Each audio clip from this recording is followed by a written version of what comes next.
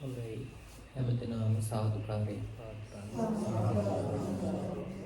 ධර්ම ශ්‍රවණය කිරීම පිණිස තිසරණ සහිත පංචශීලය සමාදන් වෙන්න තුන් විටක් නමස්කාරය කියන්න.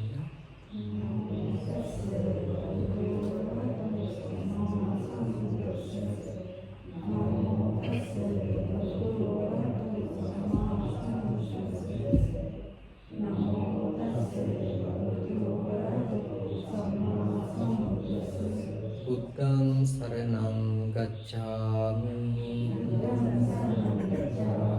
ධම්මං සරණං ගච්ඡාමි සංඝං සරණං ගච්ඡාමි ဒုတိယံ ති බුද්ධං සරණං ගච්ඡාමි ဒုတိယံ ති ධම්මං සරණං ගච්ඡාමි ဒုတိယံ ති සංඝං සරණං ගච්ඡාමි တတိယံ ති බුද්ධං සරණං ගච්ඡාමි တတိယံ ති ධම්මං සරණං ගච්ඡාමි တတိယံ ති සංඝං සරණං ගච්ඡාමි ပါဏာတိပါတာဝေရမဏီសិក្ខាបဒံសមាទិយាមិអទិន្នាដានាវេរមណីសិក្ខាបដံសមាទិយាមិកាមេសុមិច្ឆាចារាវេរមណីសិក្ខាបដံសមាទិយាមិ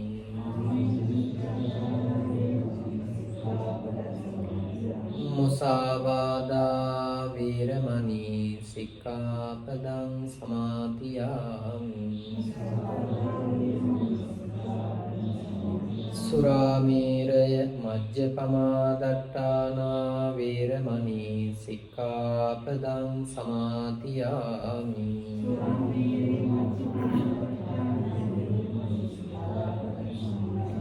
තිසරණේන සද්දින් පංචශීලං ධම්මං සාදුකං සුරක්ඛිතං කତ୍වා අප්පමාදේන සම්පාදේත සමන්තා චක්කවාලේසු අත්‍රා ගච්ඡන්තු දේවතා සද්ධම්මං මුනි රාජස්ස සුනන්තු සග්ග මොක්ඛදං ධම්ම ශ්‍රවණ කාලෝ අයං බදන්තා ධම්ම ශ්‍රවණ කාලෝ අයං බදන්තා ධම්ම ශ්‍රවණ කාලෝ අයං බදන්තා උට්ටානේනප්පමාදේන සංයමේන දමේන ච දීපං කෛරාත මේදාවි යං ඕගෝනාභි කීරති ශ්‍රද්ධා බුද්ධි සම්පන්න වාසනාවන්ත පින්නතුනි දවසේදී මේ පින්නත් හැමදෙනා විසින්ම සූදානම් වන්නේ මීට අවුරුදු වසරකට කලින් මිය පරලොවයන්ට යෙදුණු අපේ දොස්තර මහත්මාණන්ගේ පියාණන් සිහිපත් කරලා එතුමාණන් ප්‍රදාන සහලේ මියගිය අනිත් අයට පින් අනුමෝදන් කරන්න තමයි බලාපොරොත්තු වන්නේ. ඉතින් අද දවසේදී මේ පින්වත් පිරිස වෙනුවෙන් මෙහෙම ධර්ම දේශනාවක් සිද්ධ කරන්නට ලැබීමත් මගේත් මහත් වූ වාග්යක් විදිහට සලකනවා. ඊළඟට මම අද මේ ඇත්තටම මේ ධර්ම දේශනා කරගෙන යන්නේ වර්තමාන සමාජයේහි පැවැත්මටත් එයින් නිවන පිණිසත් යම් ධර්මයක උපකාරක ස්වභාවයක් තියෙනවා නම් අන්නේ ස්වභාවය බලා තමයි දැන් මේ පොඩි කාලෙක ඉඳලා බණ කොටසක් තියාගෙන එනවා. ඉතින් අද දවසේදී මේ නිවසේදී මේ ධර්ම දේශනාව මේ විදිහට කරන්න ඕනි කියලා ඉතින් හිතුවා. ඉතින් ගොඩාක් අය මේ බණ ඇහුවට ඊළඟට සැනසීම හෙව්වට මේවා නිකන් මුදු පුරුදු බවට පත් වෙලා. ඒකට එහෙම එකක්ද බුදුරජාණන් වහන්සේ දේශනා කරලා තියෙන්නේ කියලා අපි හිතන්න ඕනේ. අපි දැන් සමහර ක්‍රියාවන් කියනවා අපි මේ දේවල් කරන්න ගත්තට පස්සේ මේ දේවල් කරලා අවසන් කරනවා. එතකොට අවසානයක් අපි බලාපොරොත්තු වුණොත් තමයි ඒකේ අවසානයේ පැනවෙන්නේ. එහෙම නැතුව අපි කොයිතරම් මේ දේවල් වල නියැලිලා හිටියත් ඒ දේවල් වල සමහර වෙලාවට අවසානයක් අපි හිතලවත් නැහැ. ඉතින් ඒක නිසා දැන් මම පොඩි කාලේ බෝධි පූජාවල් තියෙනකොට මට මතකයි මට අවුරුදු 14 විතර ඒ කාලේ මිනිස්සු කිව්වේ අපේ ලොකුහාමුදුරුවෝ අපිට ඉගැන්වුවේ මෛත්‍රී බුදුන් දැක නිවන් දකින්න පුළුවන්කම ලැබේවා කියලා. ඉතින් අපි බෝධි පූජාව ඉවර කරනවා සාදු කියලා. ඉතින් අනිත් මිනිස්සුත් එහෙම බලාපොරොත්තු. ඊට මට අවුරුදු 21 විතර වෙනකොට බෞද්ධ සමාජය තුළ පුංචි ප්‍රබෝධයක් ඇති වුණා. නිවන් දකින්න පුළුවන් මේ ආත්මේ කියලා. එතකොට ඒ දවස්වල බණ පොතක් එහෙම ආව චරිතාපදානය සිල් මාතා කායු කියලා. එතකොට ඒකෙන් ලොකු ප්‍රබෝධයක් ඇති වුණා. ඉතින් නිවන් දකින්න පුළුවන් ධ්‍යාන මාර්ගඵල පිළිබඳව ඔන්න ප්‍රබෝධයක් ඇති වුණා. එතකොට ඒකේ ගලාගෙන එීම අද කාලේ වෙනකොට ඇවිල්ලා තියෙනවා ප්‍රායෝගික තැනට බුදුදහම ඇවිල්ලා මේ එදිනෙදා ජීවිතේටත් මේ සතිය කියන එක ප්‍රයෝජනෙට අරගෙන එයින් මත්තට ඊළඟ ආත්ම භාවයටත් මේ ආත්ම භාවයේ සතිය තුලින් තමා දුක තුනී කරගෙන එහෙම නැත්නම් ගෙවලා දාලා ඊළඟ ආත්ම භාවයටත් උපදින්න තියෙන යම් දුකක් තියෙනවා නම් ඒ දුක ගෙවලා අවසන් කරන්න ඕනි කියන තැනට දැන් ඇවිල්ලා තියෙනවා. එතකොට මේක ප්‍රායෝගික ජීවිතයේදීත් කොහොමද අපි දුක ගෙවා ගන්න බුදුදහම ප්‍රායෝගිකව භාවිතා කරන්නේ කොහොමද කියලා අපි සරලව කතා කරන්න ඕනේ. එතකොට බුදුරජාණන් වහන්සේ අද ඔය සමාජ මාධ්‍ය ජාලා ඊළඟට මේ සමාජය දිහා බැලුවට පස්සේ ගොඩාක් මිනිස්සු මුදල් මූලික කරගෙන ඉලක්ක කරගෙන ජීවිත හඹාගෙන යනවා. ඒ අය දන්නේවත් නැහැ නැවැත්මක් කොහෙද නවතිනවා කියන්නේ මොකද්ද කියලා දන්නේවත් නැති තරම් සමාජයක් තමයි දැන් ඇවිල්ලා තියෙන්නේ. මිනිස්සුන්ට එක එක ඒවා පෙන්නලා තියෙන්නේ. හැට ඕන ඒවා ඔක්කොම ටවුන් එකකට ගියාම වටේට තියෙනවා පෙන්නලා තියෙනවා. කනට ඕන ඒවා ඔක්කොම පෙන්නලා තියෙනවා. නහයට ඕන ඒවාත් පෙන්නලා තියෙන්නේ. දිවට ඕන ඒවාත් ඔක්කොම පෙන්නලා තියෙන්නේ. කයට ඕන ඒවාත් ඔක්කොම පෙන්නලා මිනිස්සුන්ට අවුරුදු 100ක කාලයකදී ළඟා කරගන්න බැරි තරම් අරමුණු ඉලක්ක මිනිස්සුන්ට දීලා තියෙනවා. ඉතින් මිනිස්සු හොඳයි මේ බලාපොරොත්තු ඒ ඉලක්ක සම්පූර්ණ වෙන්න කියලා තමයි මුදිතාවේදී අපිට උගන්වන්නේ. නමුත් මේ දේවල් අපි ලබා ගන්න ඕන ගුණාත්මකව. හඹාගෙන යන්න ඕන නැවතීම තියාගෙන. එතකොට අද කාලේ නෙමෙයි බුද්ධ කාලයේ වගේ සංකීර්ණ සමාජ තත්ත්වවල අද කාලේ හා සමානව බුදුහාමුදුරුවෝ වැඩ හිටිය කාලේ සංකීර්ණයි. නමුත් ඒ කාලේදී මිනිස්සු නැවැත්ම මනසේ සටහන් කරගෙන කටයුතු කළා. කටයුතු කරගෙන ගියා. එතකොට අද කාලේදී අපි සමාජයට දැවෙන සිත වෙනුවට අසහනයට ආතතියට පීඩාවට පත් වෙන සිත වෙනුවට බහුතරයක් ඒවා නොමිලේම හම් දෙනකොට අපි දැන් හාමුදුරුලා විදිහට සත්පුරුෂෝ විදිහට බල මිනිසුන්ට වැඩි හරියක් දෙන්න ඕන නිවීම සහ සැනසීම කියන එක තමයි වැඩි හරියක් දෙන්න ඕන. එතකොට තමයි මිනිස්සුන්ට බුදුරජාණන් වහන්සේගේ ධර්මයක් ප්‍රායෝගිකව ගන්න පුළුවන්කම තියෙන්නේ. හාමුදුරුවෝ දෙනොත් යම් ශාසනික සේවාවක් උනා බවට පත් වෙන්නේ.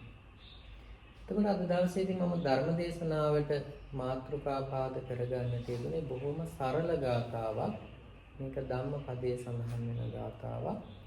මේ ගාථාවේ අදහස තමයි උත්සාහයෙන් සහ වීරයෙන් ඒ වගේමයි සංයමයෙන් සහ දමනයෙන් යම් කෙනෙක් ජීවිතයේ දූපතක් ප්‍රඥාව නැමැති දූපතක් ගොඩනගා ගන්නවා නම් අන්නේ පුද්ගලයාට තමයි නුවණැති කෙනා කියලා සලකන්නේ කියන්නේ කියලා බුදුරජාණන් වහන්සේ මේ ගාථාවේ සරල අදහස විදිහට දේශනා කරලා තියෙනවා. එතකොට මේ දූපතක් කියන්නේ මොකක්ද?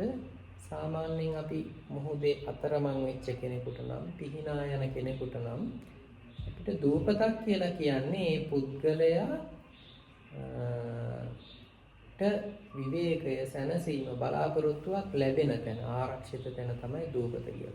ඒ වගේ බුදුරජාණන් වහන්සේ මේ ගාථාවේදී දේශනා කරනවා උට්ටානේ නප්ප මාදේන සංයමේන දමේනච දීපං කෛරාත මේදාවි යං ඕගෝනාදි කීරති.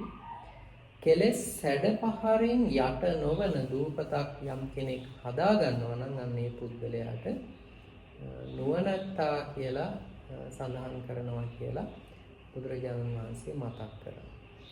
එතකොට දැන් මේ අපි ගත කරන්නේ ජීවිත. මේ ජීවිතවල තරාතිරම වෙනස් වෙන්න පුළුවන්. ලැබීම් නොලැබීම් වෙනස් වෙන්න පුළුවන්. දුක සතුටේ ප්‍රමාණය වෙනස් වෙන්න පුළුවන්. තමාගේ ශරීර ස්වභාවය හොඳ හෝ නරක වෙන්න පුළුවන්. සෞඛ්‍ය සම්පන්න තත්ත්වය හොඳ හෝ නරක වෙන්න පුළුවන්. මේ මොන දේවල් තිබ්බත් අපිට මේ ලැබිච්ච මේ ආත්ම භාවය අපි සුරක්ෂිතව පරිහරණය කරනවා නම් මේකෙන් ඇත්තම ප්‍රයෝජනෙ ගන්නවා නම් දැන් අපි සාමාන්‍ය විදියට ලෝකයා සලකන සම්මත ක්‍රමය තමයි නිවහනක් හදාගෙන රැකියාවක් මේ ගත්තට පස්සේ මේ ජීවිතේ ගොඩක් වැඩි ඉවරයි කියලා තමයි ගොඩක් අය හිතන්නේ. නමුත් ඊට එහා යමක් තියෙනවා. බුදුරජාණන් වහන්සේගේ අනුශාසනාවන් මේ මිනිස්සෙක් කියලා උපදින එක බොහොම දුර්ලභයි. ඒක අපිට ලෝකේ ජීවීන් ප්‍රමාණය සැලකුවාට පස්සේ ඒක අපිට තහවුරු කරගන්න පුළුවන්. ඊළඟට මේ සද්ධර්මයේ මිනිස්සෙක් කියලා ඉපදුණත් දැනට වුණත් මේ සමාජයේ තාඩන පීඩන මිනිස්සුන්ට තියෙනවා. අසත්පුරුෂකම් හරියට තියෙනවා.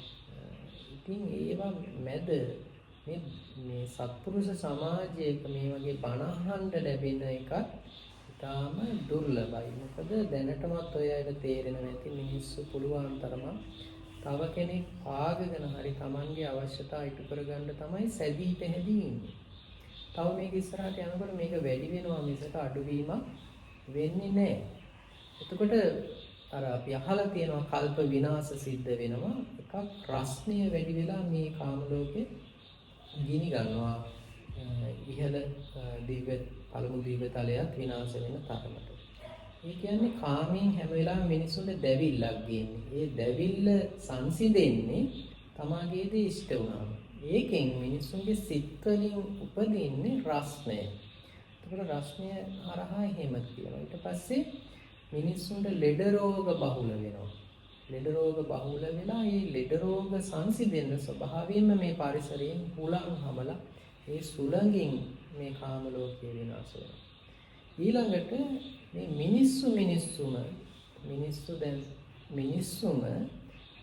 මිනිස්සු කෙරෙහිම වියරු වැටිලා මිනිස්සෙක්ට පේනවලු තව මිනිස්සෙක්ව මුවෙක් වගේ.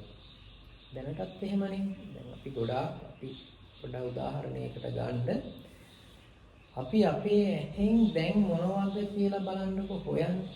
හොයන්නේ මෙයා ගාව මෙච්චරක් තියෙනවා. මෙයාව මේ ඇසුරු කරගෙන හිටියනම් මෙයාගේ මෙච්චරක් ගන්න පුළුවන්. ඒකනේ බොහෝ සෙයින් දැන් සමාජයේ අරමුණ වෙන්නේ. එතකොට ඕකෙම වර්ධන උපරිමය අවස්ථාව තමයි මිනිස්සෙක්ට තව මිනිස්සෙක්ව පේනවලු මුවෙක් වගේ. දැන් මෙහෙම ගිහිල්ලා මිනිස්සු වියරු වැටුනහම මිනිස්සෙක්ට තව මිනිස්සෙක්ව පේනවා මුවෙක් වගේ.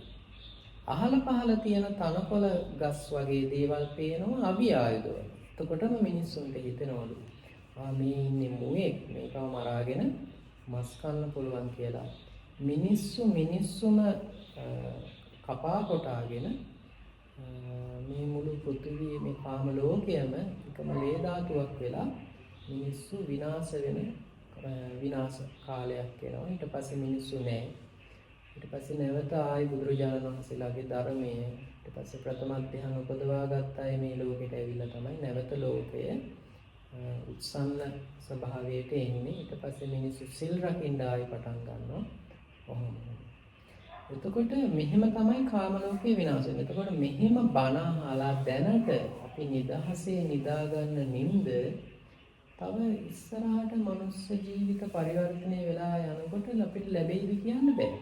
ඒක නිසා අද කාලේම පුළුවන් නම් ප්‍රායෝගික ධම්ම වගකට හිත තියන්න බුදුහාමුදුරුවෝ කියපු මේ දේ හරිම සරල දෙයක්.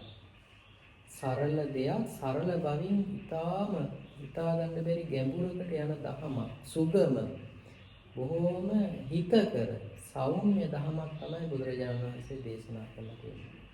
සමහර වෙලාවට කෙනෙකුට හිතෙන්න පුළුවන් අපි කොහොමද හාමුදුරනේ මෙච්චර දේවල් එක්ක ඕවා කරන්නේ කියලා. නමුත් ඔබ හිතනවා නම් ධහමත් එක්ක ඔබේ ජීවිතේ ගත කරන්න බැහැ කියලා. ඒක ඔබේ ජීවිතේට ලැබෙන අලාභයක්. මේ පිළිබඳව වැඩි දුර යමක් කියන්න ඕනේ නැහැ. මොකද මේ නිවසේ ඉන්නේ දෙන්නම වෛද්‍යවරු. ඉතින් අපි බෙහෙත් කියන එක ගත්තත් ලෝකයේ ගත්තත් සමාජයේ ගත්තත් දැන් මේ වෛද්‍යවරු දෙන්නත් වෛද්‍ය විද්‍යාව යටතේ තමයි ඉන්නේ. නමුත් බුදුරජාණන් වහන්සේ තරම් මම මේ අභියෝග කරනවා පහත් කරනවා නෙවෙයි. මම මේ ප්‍රායෝගික දහම ගැන හිතලාමයි කියන්නේ.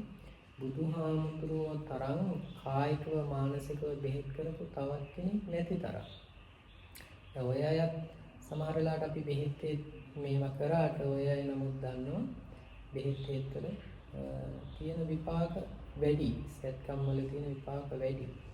බුදුරජාණන් වහන්සේ සිහිය බෙහෙතක් විදිහටත් හේතක් විදිහටත් බුදුරජාණන් වහන්සේ සිහිය සප්ත බොජ්ජංග පාවිච්චි කරලා තියෙනවා. බුදුරජාණන් වහන්සේ ජීවත් වෙච්ච කාලේ මහා කාශ්‍යප මහරහතන් වහන්සේටත් කියලා තියෙනවා ඒක පාවිච්චි කරන්න කියලා. මොග්ගලන් හාමුදුරුවන්ට කියලා තියෙනවා.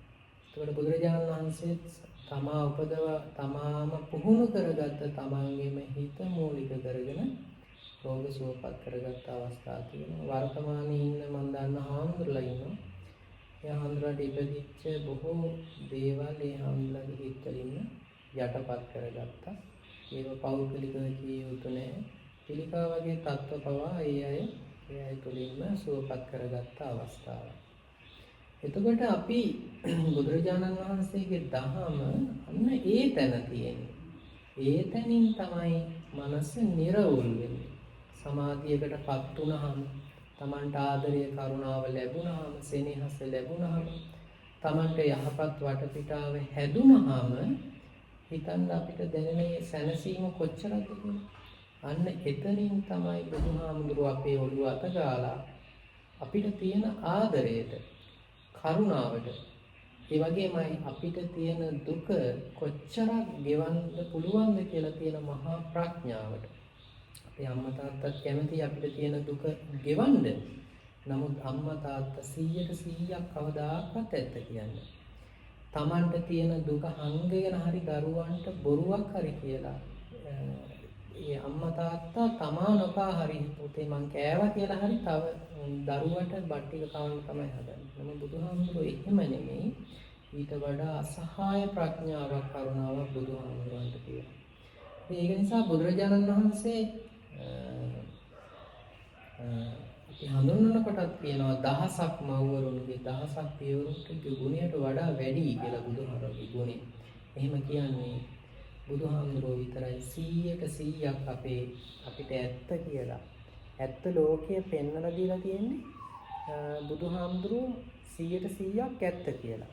ඒක නිසාම බුදුරජාණන් වහන්සේගේ ඉගැන්වීම අපි සත්‍ය විදිහට කියනවා හතරකට චතුරාර්ය සත්‍ය කියලා. ඇත්තම දුක දේ බුදුහාමුදුරුවෝ අපිට කියලා තියෙනවා ඇත්තටම දුකයි කියලා. ඉතින් දැන් ඕක පුළුවන් තරම් නැති කරන්නනේ වර්තමාන සමාජයේ උත්සාහ ගන්න. පුළුවන් තරම් දුක නැති කරන්න තමයි පොර කන්නේ. නමුත් අනිත් පැත්තේ රවුම කෙලවරින් ආයි ලැබෙන්නේම දුක. ඉතින් ඕක මම මේ කියන්නේ තත්ත්වයක් කරා කරම නොබලා බුදුරජාණන් වහන්සේගේ දහම දිහා බලලා ආම්ද්‍රෝ කෙනෙක් විදිහට මම විවිධ හැම සමාජ තලයකම හැමෝම ඇසුරු කරනවා. ඒ ජීවිත හොඳට දැකලා තියෙනවා, ළඟින් ඇසුරු කරලා තියෙනවා. එතකොට මේ දේවල් තුලින් කොච්චර දැන් අපි හිතගෙන ඉන්නවා මේ මෙහෙම වුණොත් ඉවරයිනේ. මට ඉන්න පුළුවන් සැනසෙල්ලේ කියලා හිතනවා. නමුත් අනේ ඒක කරලා බලනකොට ඒක Tamanට ලැබෙන ක්‍රමයක් නෙවෙයි. ඊට වඩා දුකකටපත් වෙලා තියෙනවා. සමහර වෙලාවට අපි අපේ හිතවල තියෙන දුක් මම කියන්නේ පැවිදි අය වුණත්, ගිහි අය වුණත් තව කෙනෙකුට කියන්න බැරි තරමටම අපි දුකේ ඉරලා තියෙන අවස්ථා තියෙනවා. එතකොට බුදුරජාණන් වහන්සේ අපිට කියන්නේ ඇත්තම 100% ඇත්ත. ඒක නිසාමයි බුදුරජාණන් වහන්සේගේ ප්‍රඥාදී සියලු පාරමිතා, උපපාරමිතා, පරමත්ත පාරමිතා සියල්ලම පිරීලා තියෙනවා. මම ඒක කියන්න නිදසුනකුත් කියන්නම් පොඩ්ඩක් හිතන්න. අපි තව කෙනෙකුට 100% ඇත්ත කියන්න පුළුවන්. දැන් ඇත්ත කියන්න බැරි කමනේ ගොඩාක් අය තියෙන්නේ. දැන් අපි 10 දෙනෙක් ගත්තොත් ඇත්තටම තමන්ගේ දෙයක් හංගගෙන වෙන දෙයක් තමයි කියන්නේ. ඇත්තට ඇත්ත කියනවා අපි අවුරුදු 14න් පල්ලෙහා. ඉතින් ඒ ඇත්ත අපි දන්නවනේ. කක්කබර වුණාම කක්කබරයි කියනවා, චූබර වුණාම චූබරයි කියනවා, බඩගිනි කියනවා, ඇත්තම දුකට අඬනවා. අන්න ඒක තමයි ඇත්ත. නියම මේ මැදිහත් හිත. නමුත් ඒක අපිට ලොකු වෙන්න නැති වෙලා තියෙනවා. නැතිවීම තුළින් අපිට වහන් වෙලා තියෙන්නේ ඇත්ත සත්‍ය. ඒක නිසාම බුදුරජාණන් වහන්සේගේ ප්‍රධානම ඉගැන්වීම තමයි චතුරාර්ය සත්‍ය. දුක බුදුහාමුදුරුවෝ දුක විදිහටම කියනවා. වෙනස් කරන්නේ. අම්මා ඒ දුක හංගලා වහන් කරලා දරුවගේ හිත හැදෙන විදිහට ඒ දුක කියන්නේ. නෑ බුදුහාමුදුරුවෝ ඇත්තම කියලා කියනවා. ඊට පස්සේ බුදුහාමුදුරුවෝගේ දෙවෙනි ශක්තිමත්ම තැන තමයි බුදුහාමුදුරුවෝ කියනවා දුක හටගන්න තැනත් බුදුහාමුදුරුවෝ කියනවා. ඒ කියන්නේ දැන් අම්මා තාත්තා දුක හටගත්ත තැන කියන්නේ. අපි දැන් හිතමු ඉඩම් ප්‍රශ්නයක් කියලා. ඉඩම් ප්‍රශ්නයක් නම් අනේ දරුවොත් මේ වලට මේ වෙනවනේ කියලා දරුවට වෙන එකක් කියනවා. ඒ තුල දරුවට වෙන එකක් කියලා සමහර වෙලාවට කියයි පුතේ අපිට ඒ වයිති නෑ කියයි. සමහර වෙලාවට කියයි මේ පුතේ මෙහිමයි ඒක අපි නොසිතායි මොකක් හරි කියලා කියයි. නමුත් බුදුහාමුදුරුවෝ එහෙම නෑ. බුදුහාමුදුරුවෝ කියලා තියෙනවා දුක හටගත්ත තැන කියලා කියනවා. දැන් අපි මොන කාට හරි දැන් මොන කවුරු හරි ඇවිල්ලා මගෙන් උපකාරයක් ඉල්ලුවොත් මම එයාට හරියට උපකාරය කරනවා නම් සමහර වෙලාවට විශේෂ ශාස්ත්‍රයක වෙන්න පුළුවන්. එහෙම නැත්නම් සමහර වෙලාවක මොනවා හරි දෙයක වෙන්න පුළුවන්. යම් මොනවා හරි උපාංගයක වෙන්න පුළුවන්. ඒක කියලා දෙනවා නම් ඒක හරියට කියලා දෙන්න ඕනේ. එතකොට අන්නේ ආපු කෙනාට හරියට කියලා දෙනවා වගේ බුදුහාමුදුරුවෝ කියලා තියෙනවා දුක හටගත්ත තැනත් බුදුහාමුදුරුවෝ හරියටම ඇත්තටම කියලා තියෙනවා. දුක කියලා තියෙනවා, දුක හටගත්ත තැන කියලා තියෙනවා, දුක නැති වෙන තැන, දුක්ඛ නිරෝධය, ඒ දුක කොහොමද නැති කරන්නේ කියලා බුදුහාමුදුරුවෝ කියලා තියෙනවා. දැන් අම්මා ඇත්තටම අපිට මේ දුක නැති කරගන්න බැරි නිසානේ දුක සංස්කරණය කරලා වහං කරලා හංගලා අපිට දුක කියන්නේ දුක නිමා කරගන්න බැරි නිසා. බුදුරජාණන් වහන්සේගේ තුන්වෙනි දක්ෂකම තමයි දුක දුක විදිහට කියලා. අපි දන්නවනේ ප්‍රශ්නයකට විසඳුම වෙනවා නම් ප්‍රශ්නේ නිරවුල් තැන දැනගන්න. ඒ වගේ බුදුහාරෝ දුක දුක විදිහට කියලා දුක හටගත්ත තැන හටගන්න හැටිත් කියලා දුක නැති තැනට බුදුහාමුදුරුවෝ කරුණු කියනවා. ඒක බුදුරජාණන් වහන්සේගේ තුන්වෙනි ප්‍රබලම තැන. ඊට පස්සේ හතරවෙනි ප්‍රබල තැන තමයි බුදුහාමුදුරුවෝ ඒ දුක නැති කරන්න ඕන දේ බුදුහාමුදුරුවෝ කියනවා. එතකොට එහෙම කියන්න තරම් බුදුරජාණන් වහන්සේට කොච්චර කරුණාවක් සහ ප්‍රඥාවක් ඕන. කරුණාව කියලා කියන්නේ අනේ මේ මිනිස්සු කොච්චර දුකක්ද විඳින්නේ. මේ මිනිස්සු හැමෝම මේ දුක නැතිව සතුටින් ඉන්නවා නම් මේක කොච්චර දෙයක්ද කියලා කරුණාව කියන්නේ. කරුණාව තිබ්බට මදි. අම්මටත් කරුණාව තියෙනවා, තාත්තටත් කරුණාව තියෙනවා. ස්වාමි දියණිය කෙරෙහි ස්වාමි පුරුෂයාටත් කරුණාව තියෙනවා.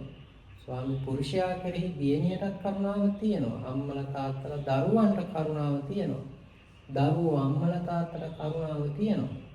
හැමෝගෙම බොහෝ සෙයින් හිතුණු වෙනවනේ තව කෙනෙක් දුක් විඳිනවා දැක්කම. නමුත් බුදුහාමුදුරුවන්ට කරුණාවේ තරමටම ප්‍රඥාව තියෙනවා.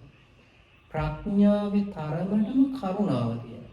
ඒ කියන්නේ දුක හිතෙන් දුක හිත උණු වෙන තරමට දුකින් බුදුහාමුදුරුවන්ට ඒකේ නගා සිටවන්න පුළුවන් ප්‍රඥාවක් තියෙනවා. නමුත් අපිට වෙලා තියෙන අපිට කරුණාව තිබ්බට අනුන් කෙරෙහි හිත උණු වුණාට අපි දන්නේ නැහැ. අපි ඒගේ දුකට අත ගහන්න ගියොත් ඒ දුකේ අපි ගිලෙන නිසා අපි නොදැක්කා වගේ ඉන්නවා. මොකක්ද අඩු? ප්‍රඥාව. බුදුරජාණන් වහන්සේට කරුණාවේ තරමටම ප්‍රඥාව තියෙනවා. කියන්නේ සත්වයා විඳින දුකෙන් පරිපූර්ණව ඈතර කරවන්න පුළුවන් නුවණ බුදුරජාණන් වහන්සේට තියෙනවා. ඒ නුවණේ තරමටම බුදුරජාණන් වහන්සේට කරුණාවක් තියෙනවා. ඒ කියන්නේ තමන් ක්‍රමවේදය දන්නවා තව කෙනෙක්ව ඈතර කරවන්න පුළුවන් කියන තැන තමයි බුදුරජාණන් වහන්සේ ඉන්නේ. එතකොට ඔන්න ඔය නිසායි බුද්ධ කියන මේ කෙනා ශ්‍රේෂ්ඨ වෙන්නේ. එතකොට මේ බුද්ධ කියන කෙනා අපි එයා ගැන පොඩ්ඩක් මොහොතක් කල්පනා කරලා බැලුවොත් එයා මීට මේ අවුරුදු 2600කටත් එහා. අපි කිසිම දේශපාලන ඉතිහාසයක සංස්කෘතික ඉතිහාසයක එමන් නැත්තම් වෙනත් ශාස්ත්‍රයක අවුරුදු 1000කට එහා කෙනෙක්ගේ පොඩ්ඩක් හිතලා බලන්න පිළිමයක් පොත්වල නම් ඇති.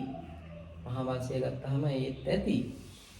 මේ තරම් විවාදයක් නැතිව තරඟකාරීත්වයක් නැතිව කතා කරන කෙනෙක් ඉන්නවද කියලා හිතලා බලන්න.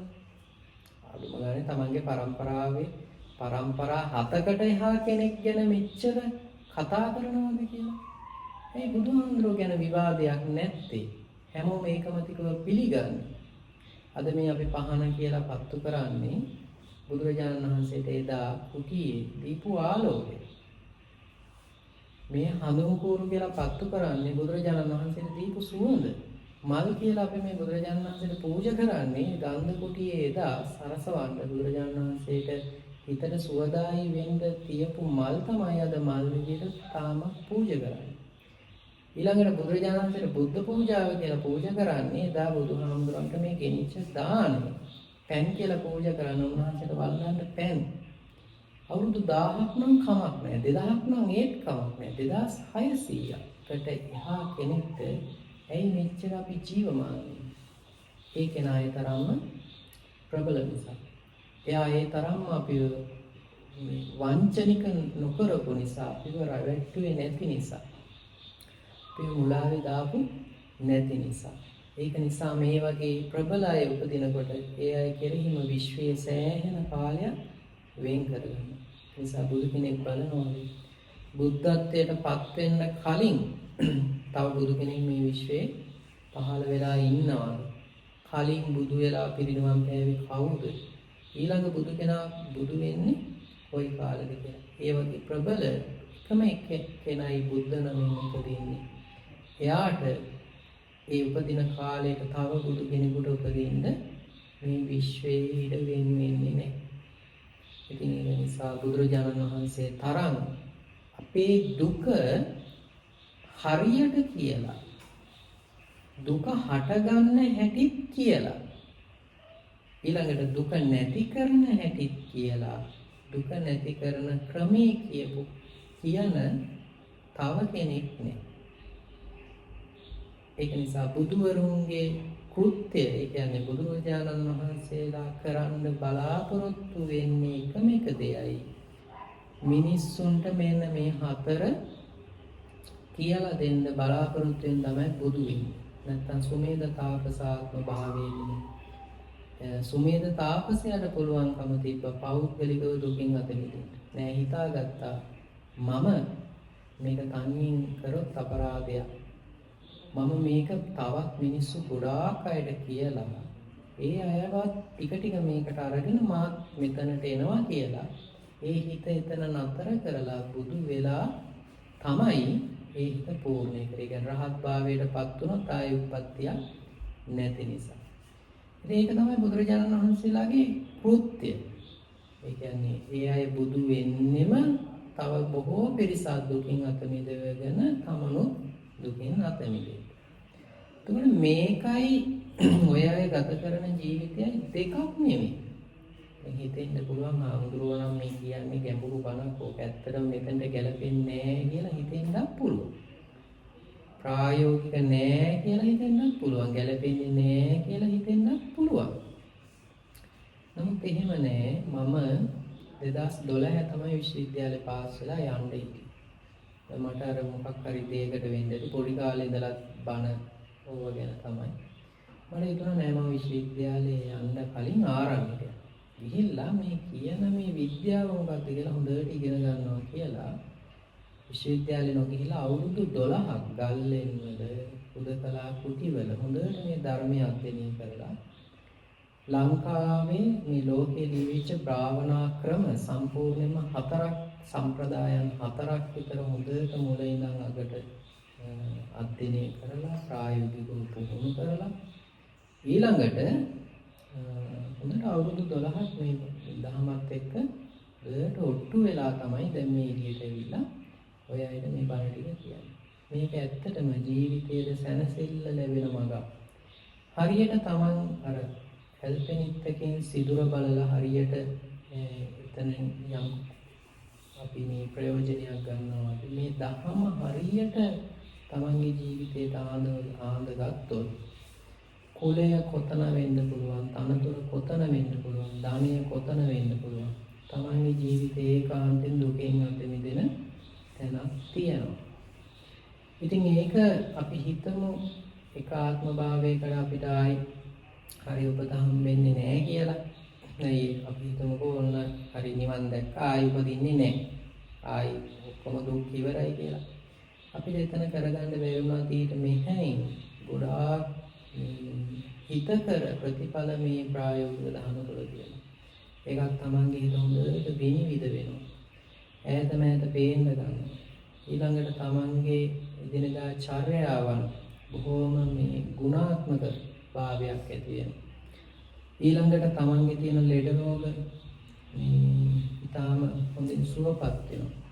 ඊළඟට Tamanගේ ජීවිතේ වෙන ප්‍රශ්න වලට සාර්ථක වචන කතා කරන්න පුළුවන් වෙනවා.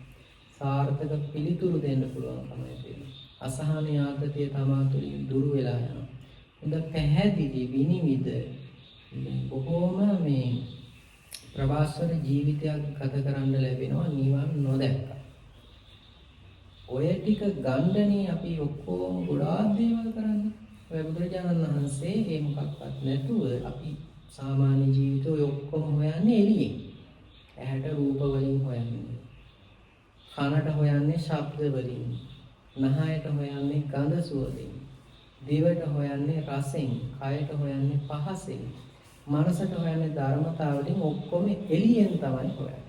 දරුවෙක් කියනනම් හරි ගියක් තිබුණා හරි. ඒකත් හරි. නමුත් ඒවා අපි මේ පිට එන ප්‍රශ්න වලින් බොහොම පොඩි කොටසක් තමයි ගෙවිලා යන්නේ. අපිට එන ප්‍රශ්න වලින් 80%ක් වගේ ලොකු කොටසක් ගෙවෙන්නේ ඇහැට ඇතුලේ. Tamange ඇතුළතින්ම. කනටත් ඇතුලේ. ආන්න එහෙම හොයන කෙනා තමයි සදාතනික දුකක නිමාකරුවෙක් බවට පත් වෙන්නේ. ඒ පුද්ගලයා.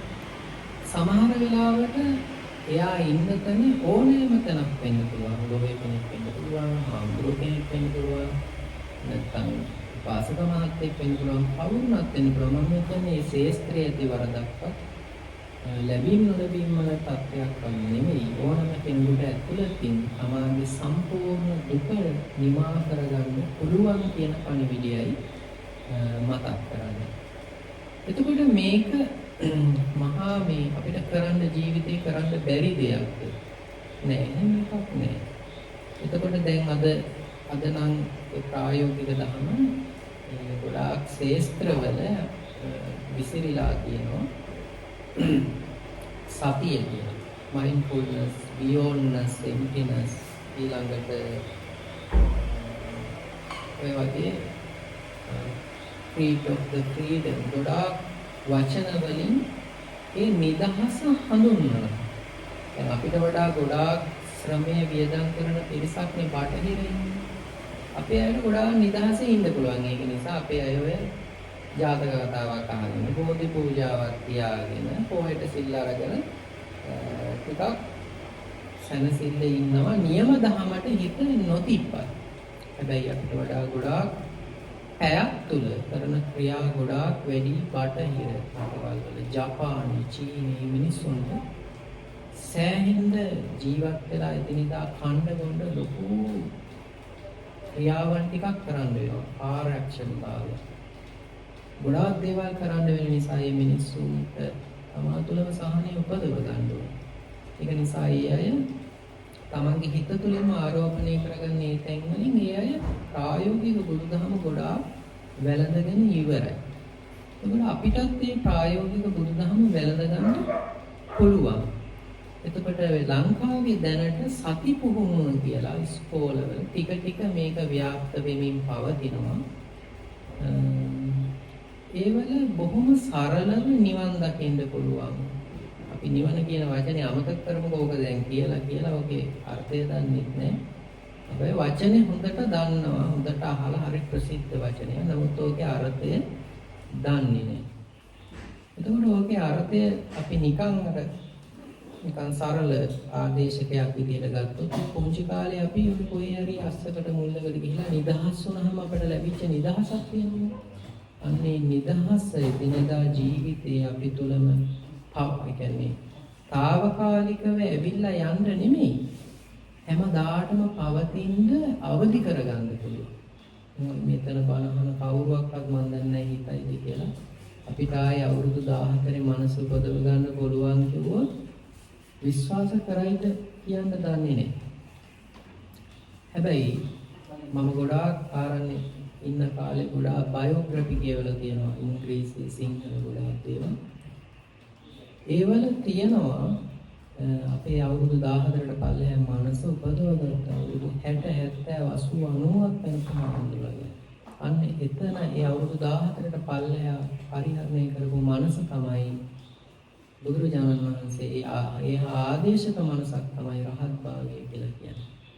දැන් මෙතන ඉන්න කාගෙන් හරි අහුවොත් මම දැන් ප්‍රශ්නයක් ඔය අවුරුදු 14 මනසට ආය යන්න කැමතිද කියලා තමන්ට දැන් තියෙන තණ්හාව නිසාම ආයි අම්මගෙන් තාත්තගෙන් උටි ගන්න වෙයි කියලා යන්න අකමැති වෙන්නත් පුළුවන්.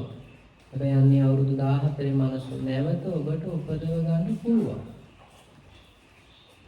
දැන් ඔබේ හිත බලන්න ඔබේ හිතේ ඔක්කොම තියෙනවා. අවුරුදු 14 මනස තියෙනවා කියලා ඔබ මගේ ගැනවත් වටපිටේ ඉන්න කාර්යයක් ගැන හිතන්න එපා. ඔබ නිකන් තමන් තුලින් හිතන්න.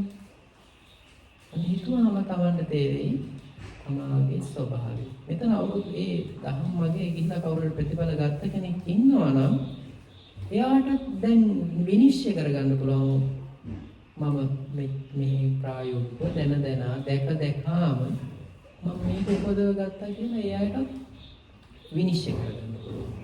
එතකොට තව කවුරු හරි ඉන්නවා නම් ඒ අයටත් උත්සාහවන්ත වෙන්න තමයි අපි මේ කරුණ මතක් කරන්නේ. නැත්නම් අවසානයේදී අපි චිත්‍රයක් අඳින්න තමයි පාට හොයන්න ගියේ.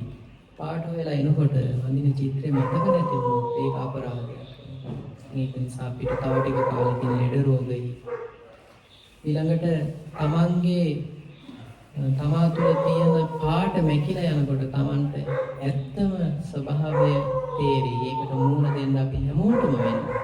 Taman ඉන්න තනතොර නැත්නම් තැනින් අපිට හැමදාම හැම වෙලාවකම Taman උදකලා වෙනකොට Tamanට ආවේනික තැන Tamanට මතුවේ. එතනදී Taman සාර්ථක පිළිතුරක් ලියන්න දක්ෂයෙක් වෙනවා. ඉතින් ඒක නිසා ප්‍රායෝගික තැනක් මේ දැන් මේ කරුණ ඔක්කොම මතක් කරගෙන ඉන්න ප්‍රායෝගික තැන කිව්වේ නැත්නම් ඒක ලොකු අඩුවක් වෙනවා. ඉතින් ඒක නිසා ප්‍රායෝගික තැන අපිට නම් ගොඩාක් ඈත ඇති. ගොඩාක් මහන්සි වෙන මිනිස්සු ප්‍රායෝගික තැන හඳුනගෙන තියෙනවා. මෙතන මේ බණ අහන තැනත් ඇති එහෙම ගත්තයි. Taman අවට තියෙන ශබ්දයකට සරල හිතින් අහුම්කම් දෙන්න පුළුවන් නම් බෙදන්නේ නැතිව විනිශ්චය කරන්නේ නැතුව හොඳ නරක. අවට තියෙන ශබ්ද හොඳට අහගෙන ඉන්න පුළුවන්. මැදිහත් සිටින්. අන්න එතන ඔබට නිවන තියෙනවා. ඔය නිවන කියන වචනේ කිව්වට මම හොඳටම දන්නවා වචනේ දන්නවා වුණාට ගොඩක් අය තැන දන්නේ නැහැ. තැන දන්නව නම් නිවන් හොයන්න ඕනෙත් නැහැ. ඒක නිසා වචනේ දන්නවා ගන්න ඕනෙත් මේක කියලා දන්නවා තමා තුලයි ඒක ඇති කරගන්න ඕනේ. ඒක එකක්. ඒක සරල අභ්‍යාසයක්. එක්සර්සයිස් එකක්. හරියට කරගෙන ගියොත් තමා තුලම යන හුස්ම රැල්ල ඉතාම හොඳට ඇහෙන්න පුළුවන්. තමන් කියලා ගිලින හඬ තමන්ම කතා කරන ශබ්දේ වුණත් තමන්ට අහගෙන ඉන්න පුළුවන්. හැකියාවක් තමන් තුළ උපදිනවා. ඊළඟට දෙවෙනි එක තමයි තමාගේ ශාරීරික සංවේදනා. හොඳ නරක. නරකේ වලට සාමාන්‍යයෙන් කියනවා වේදනා කියලා. හොඳ දේවල් වලට කියනවා සනීප දේවල්. ඒ දෙක විනිශ්චය නොකර හොඳට විනිවිද දැක ගන්න පුළුවන් නම් අන්න ඒකත් මේ කියන බුදුහාමුදුරුවෝ දුක හටගන්න හේතුව නැති කිරීමේ මඟ හරියට විනිවිදව ගන්න පුළුවන් සරල අභ්‍යාසය. මේ මහා ලෝක අමාරු දේවල් නෙමෙයි. ඊළඟට තමන්ගේ යන හුස්ම රැල්ල හැමදාම තමන් ගාව තියෙනවා. ඕකට සල්ලි යන්නේත් නැහැ.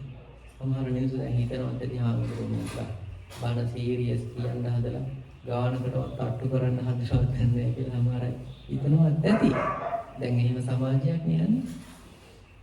නමුත් බුදුහාමුදුරන්ගේ බණ ලද්දා මුදා නිබ්බුතින් පුඤ්ඤමාන. බුදුහාමුදුරන් නොමිලේම තමයි ඔක්කොටම දීලා තියෙන්නේ. ඔබට නොමිලේම උපදව ගන්නත් පුළුවන්. ඔබ ඒක නොමිලේ මේ දෙන දහම හැමදාම සූත්‍රයේදී කියන්නේ ලද්දා මුදා නිබ්බුතින් පුඤ්ඤමාන. නොමිලේ ලැබුණු නිවන් සුව විදිමි. එතකොට ඒකට හොඳම නිදසුන තමයි දැන් උපතේ ඉඳලා ඔබ ගාව දැන් අපිට කියන්න පුළුවන් පන්සලකට යනකොට ආමුදුරුවනේ හඳුන් කූරු පෙට්ටියක් ගන්න සල්ලි යනවා කියලා කියන්න පුළුවන් ඔබට. දානයක් දෙන්න ආමුදුරුවනේ සල්ලි වියදම් වෙනවා කියලා ඔබට කියන්න පුළුවන්. ඒක සංස්කෘතික බුදුදහම. ප්‍රායෝගික බුදුදහමේදී ඔබේ හුස්ම හැමදාම ඔබත් එක්ක තියෙනවා. යන්නේ හුස්ම හැමදාම තියෙනවා. නොමිලේ. පන්සලට යන්න ඕනෙත් නැහැ. තෙල් වියදම් වෙන්නේ මොකුත් නැහැ. තමා යන හුස්ම තමා දිහා බලනවනම් හුස්ම යනකොට යනවා කියලා තේරෙනවනම් එනකොට එනවා කියලා තේරෙනවනම් අන්නේ තේරෙන බව කියන එක මේක දැන් මේ පොඩ්ඩක් ඉන්ටර්නෙට් එකේ ගහලා බලුවොත් breathing exercise ඒක හොඳ සරල ව්‍යායාමයක්. ලෙඩ රෝග වලට, Tamante එදිනෙදා එන ප්‍රශ්න ගැටළු වලට, ඊළඟට Tamante ජීවිතේන තාඩන පීඩන සියල්ල මගහරව ගන්න. තමා තුළ සැනසීම හොයන කෙනෙකුට හොඳ මේ උපකරණයක් මේ හුස්ම කියන එක. ඉතින් ඒක බලන්න ඔය මොකක්වත් කියන්නේ ඒක කාටව වංචා කරනවා කියන්නත් බෑ. මගේ ඇතුලේ තියෙන හුස්මමයි මම බලන්නේ. නමුත් වෙන්නේ Tamante තමා තුළම තියෙන එක ගැන නොවි දැනුවත් භාවයක්, අවදිමත් මනසක් ගොඩනගා ගන්න පුළුවන් නම් ඕක සරල අභ්‍යාසයක්. ඉතින් ඒක නිසා නොතන තියෙනවා දුකක් තියෙනවා, දුක්ඛ සමුදයක් තියෙනවා, නිරෝධයක් තියෙනවා, මාර්ගයක් තියෙනවා. ඉතින් ඒක නිසා මම ආයි ධර්මදේශනාවේ මුල මාතෘකාවට යන්නම්. උත්තානේ නප්පමාදේන උත්සාහය අප්‍රමාදී භවය කියන්නේ වීර්ය. සංයමය කියන්නේ අපිට තියෙනවනේ. අපි සංයමය කියන්නේ අපි පොඩ්ඩක් සංවර වෙන්න ඕන කමන්නේ ඒකයි. දමේනච කියලා කියන්නේ පොඩ්ඩක් දමනීය වෙන්න ඕන බවයි. මෙන්න මේ ටිකෙන් නුවණැති කෙනා දූපතක් හදා ගන්නවලු කෙලෙස් ගින්නෙන් යට නොවෙන. ඉතින් ඒක නිසා උතන්ට තමයි ඔය කරුණ ඔක්කොම කිව්වේ. තමන් තීරණය කරන්න ඕනේ. මට දැන් මේ ලෝකයේ තිබෙන ඕනෑම සිද්ධාන්තයකට දුක හිතට ගන්න නැතුව මට මුහුණ දෙන්න පුළුවන්. එච්චරයි. අන්න ඒක පුළුවන් නම් ඔබ දිනුම් ඔබ මේ අපේ මනස කියන්නේ අසහාය දෙයක් නේ. මාසෙකට කෝටියක් ප්‍රකෝටියක් හරි ලෝකේ පළමු ධනපතිය වෙනවා හරි කියන එක බුදුහාමුදුරන්ගේ බණවලට අනුව ඒක ඊටාම මේ බුදුහාමී අපේ මනසේ ආයෝජනයත් එක්ක 100ට එකක්වත් තියන්න බැරි තරම්. මේ මනසේ ආයෝජනය ඊට වඩා ගොඩාක් වැඩි. බෝසතාණන් වහන්සේ බුදු නොවීම බෝසත් කාලේ ඉරයි හඳයි පායන එක නතර කරලා තියෙනවා. මේ හිත ප්‍රයෝජනෙට අරගෙන.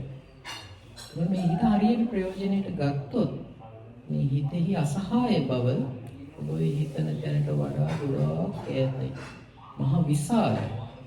ඒකට අන්න එතනට ඕන අපි අපේ මේ පාවිච්චි කරන භාණ්ඩයේ ප්‍රබල බව දන්නවා නම් එතනට ඕන අපි කියන්නේ මේක පාවිච්චි නොකරත් මෙච්චරක් පුළුවන් කියලා මේ උපාංගය ගැන හරි තොරතුරු ටික දැනගෙන ඉන්නවා නම් ඔබට තේරෙයි කොච්චරද කියලා. ඉතින් ඒක නිසා ඔබ ප්‍රඥාවන්තයෙක් නම් මගේ දුක ගෙවන්නවත් බැඳපු කෙනාගේ දුක ගෙවන්නවත් ළඟ බණ අහන කෙනාගේ දුක ගෙවන්නවත් නෙමෙයි. මේ බණ අහන කියන්නේ ඔබේ ඇතුළ බලන්න. අන්නේ ඔබේ ඇතුලේ ඉන්න කෙනාත් එක්ක ඔබ සුහදශීලී නම් හරි කියන වචනේ Tamanට ඇතුලේ ඉන්න කෙනාට කියන්න පුළුවන් නම් අන්න එතනට තමයි බුදුහාමුදුරුවෝ මේ ගාථාවේ කරුණු දේශනා කළේ. ඉතින් ඒක නිසා දැන් වෙලාවත් හරි. ඉතින් ඒක නිසා ධර්ම දේශනාවක් මේන් අවසන් කරනවා. ඔබට බොහොම සරල බණක් නෙවෙයි. කරුණු 4ක් තියෙන කෙනෙක් තමන්ගේ දුක නිවා ගන්න තැනක් හදා ගන්නවා. ඉතින් ඒක නිසා ඔබට ඉතින් මේ කරුණු හොඳට තේරුම් බේරුම් අරගෙන ඔබේ ජීවිතය ගන්න පුළුවන් ලොකුම වටිනාකම ගන්න පුළුවන් නම් මම හිතන්නේ ඔබට වෙන්න ඕන ලොකුම දේ දැන් ඔබ අනුන්ට ඕන තරම් කරනවා වෙන්න පුළුවන්. මාත් දැන් ඔය අයට මේ බණ කියනවා වෙන්න පුළුවන්. මේකදී වඩා වටින්නේ මම මේ බණ කියන ගමන් මම බලන්න ඕන මගේ දිහා. කට්ටියට කිව්වට මං කොහෙද කොතනද කියලා. අනේ වගේ ඔබත් අනුන්ට කරන ගමන් ඔබත් අහන්න ඔබෙන් මම මට කරගෙනද තියෙන්නේ. එතකොට තමයි අපි ඔය මිනිස්සු ඕන තරම් ඔය තමන් එහාට මෙහාට යන වාහනේ සුක්කානුමල්ල 3 පාරක් විතර වැඳලා යන්නේ ඇයි? වාහනේ තමන්ව අරගෙන යන නිසා. ඉතින් තමන්ට කොච්චර තියෙනවා ආදරය කරන්න ඕනද මාව විද්දවන කෙනා? මට බුද්ධිය දෙන කෙනා, මට මගේ ඇස් දෙක මට ලෝකෙ පෙන්නන, මගේ කන් දෙක මට ලෝකෙ තියෙන ශබ්ද අහන්න සලසන. මේ මගේ නුවණ ප්‍රඥාව. මට කොච්චර ඒ වගේ ගෞරව කරන්නද? මෙතනත් චුට්ටක් හිතනවා නම් වඩා සුදුසු දේ බවට පත් වේ. මේක නිසා අද දවසේදී මේ ධර්ම දේශනාව සිද්ධ කරන්නේ අපේ දොස්තර මහත්මයාගේ පියා මේ පරලොව ගිහිල්ලා වර්ෂයක් ගත වීම නිමිති කරගෙන එතුමාණන්ට පින් අනුමෝදන් කරන්න ඒත් එක්කම අසන්ත ජයසුන්දර සහෝදරයාටත් පින් අනුමෝදන් කරන්න බලාපොරොත්තු වෙනවා. ඒ වගේම අපේ දොස්තර නෝනාගේ අම්මා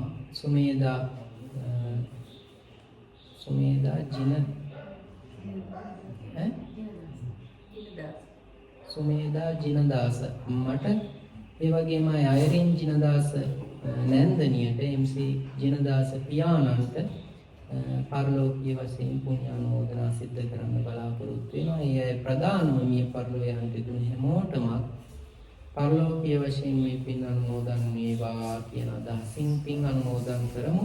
ඉදම්මේ ඥාතිනං හෝතු කියන ගාථාව කියන්නේ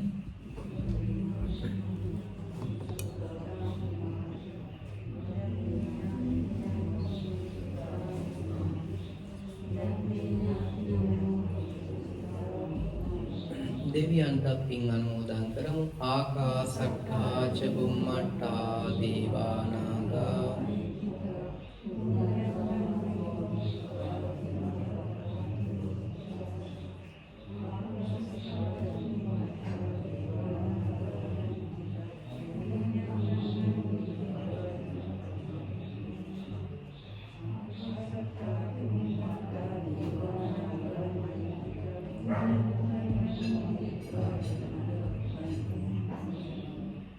ඉතින් අද දවසේ මේ ලොකු හාමුදුරුවෝ පන්සලේ ඉන්නවා.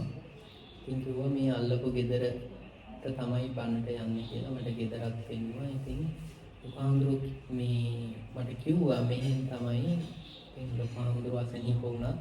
ඒ දේවල් පොඩ්ඩක් හොයලා බලලා ඒ දේවල් කරන්නේ. අද මේ දොස්තර මහත්තයා ගිහපු වෙලේ හාමුදුරුවෝ බෙහෙත් වගේක් ඒව මේවා ගැන කිව්වා. ඉතින් හාමුදුරුවෝ දැන් විශ්‍රාම අරගෙන තියෙන්නේ. ඒක නිසා ඒ කරුණු කාරණාවත් මේ වෙලාවේදී මතක් කරනවා. ඒක පිනක් විදියට සලකලා.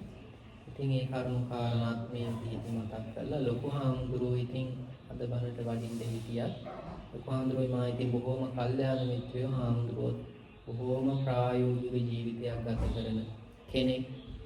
ඉතින් හාමුදුරුවෝ ඉතින් ඒක නිසා හාමුදුරුවෝ වහන්සේන වැඩලා ඉවර වෙලා මේ බණ අද කියලා ඉන්න කියලා. ඉතින් ඒකයි මම අද දවසේ මේ ධර්ම දේශනාවට වැඩි. ඉතින් ඒක නිසා කොහොම නමුත් අද බොහෝම අංග සම්පූර්ණ පිනක් සිද්ධ කරගත්තා. මේ බණ ඉතින් අහන්නේ කරන්න නෙමෙයි හැමදේම ඉතින් අත් එක වැඳගෙන එහෙම අහගෙන ඉන්නවා නම් ඒකත් හොඳයි. නමුත් අහපු දේ කරනවා නම් ඒකත් වඩා හොඳයි. ඒක තමයි ඉතින් වෙන්න ඕනේ. ඉතින් ඒක නිසා මේ හැම දිනාටම මේ කුසල ධර්මය බොහෝ කාලයක් උත්සව පිණිස පවතිවා කියලා ආශිර්වාද කරනවා. ඔබ වන්දනා කරගන්න. සබ්බීතියෝ විවජ්ජන්තු සබ්බ රෝගෝ විනස්සතු මාතේ භවත්තන්තරායෝ සුඛී දීඝායුකෝ භව.